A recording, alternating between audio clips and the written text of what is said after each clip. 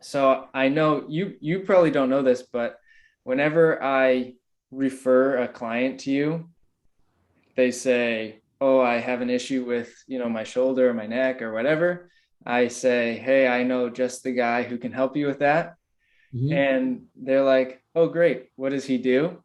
And I say, "Well, he's a physical therapist, but he doesn't really do physical therapy. He just kind of changes lives."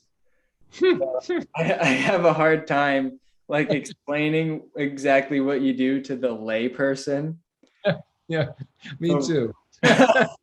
would you be willing to give it a whirl for us? Oh man. Yeah. So what exactly? You come to see me when you've seen everybody else first. Hmm. Either nothing has been able to help or the help hasn't really lasted. So yeah, I those are the folks that I help. Hmm. Uh, and a lot of it is looking at the person as a whole, um, as like the person themselves, not just the parts. And just looking at it as sort of like software and just trying to give people more and more options so they get out of the loop, Yep. because in those situations where it's chronic or reoccurring and it doesn't seem like there's a hardware issue, it's a software issue. um, and if a person really does want the situation to change, then it's just figuring out how to open up options for them. And we can make a dog drool by ringing a bell. Just about anything is we can condition. So that's kind of it. It's a lot of brain stuff. There's a lot of person. There's a lot of like sensory things. So when you mentioned like changing lives, yeah, you experience things differently. But uh, but you know that as a trainer, people's lives completely change when their ability to move improves, their ability to hold themselves up straight. They see things and they're like, oh, I could do that, and their capacity increases and they feel good, Right. as opposed to feel beaten down or hesitant. Right. Um, so yeah, so it's that's a very long-winded answer for what the heck I do. That's okay. I'll Yeah. just continue saying that you're the guy that changes lives after other folks have failed. Yeah. Do you see this guy when you've seen everybody else? Yeah. And how did you kind of wind up in this whole field of health and wellness? Well, yeah, I ended up going to undergrad for physical therapy. Do you want to go back that far? Yeah, like what made you go to school for it? You know, I don't really have a really great answer for that Ryan, because I grew up poor at some periods of my childhood, and so work was always just work. It was like what you did, and I always, I think, identified what I enjoyed, or it's like separate from whatever work was. And I like to exercise. I always like people, so I was just encouraged into it.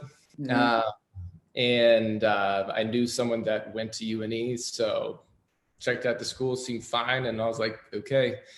And I just kind of like stayed on the conveyor belt of it, and it seemed like it would work fine. I never really thought that I was going to enjoy it a ton. Even when I was in grad school first year, it was all classes for physical therapy, and I was like, yeah, I like it, but. And then when I got out and started working with people, or even in school started working with people, that's when I found like, oh man, I just enjoyed the process with them.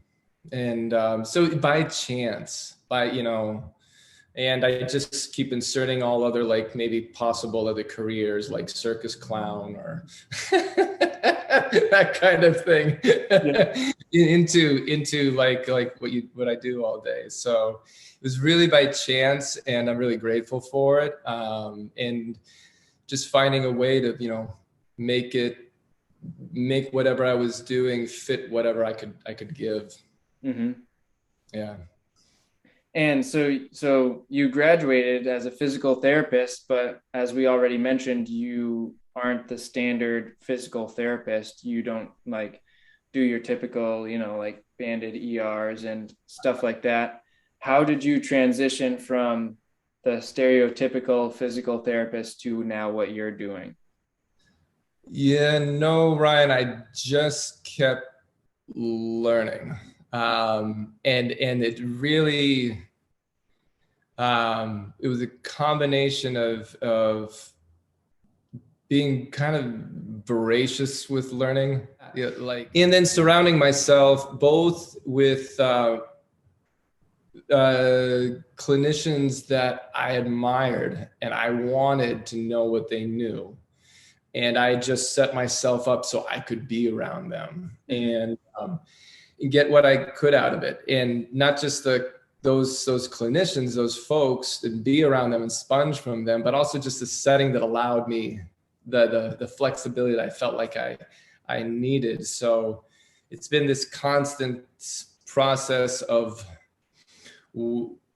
does this situation give me the freedom to help people as much as I need? And then if not, then what needs to change? And so then I would change settings or situations to allow more freedom. And that's what's led to here.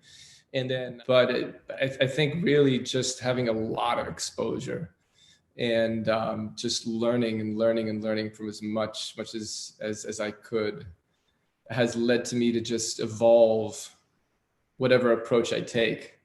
Yeah.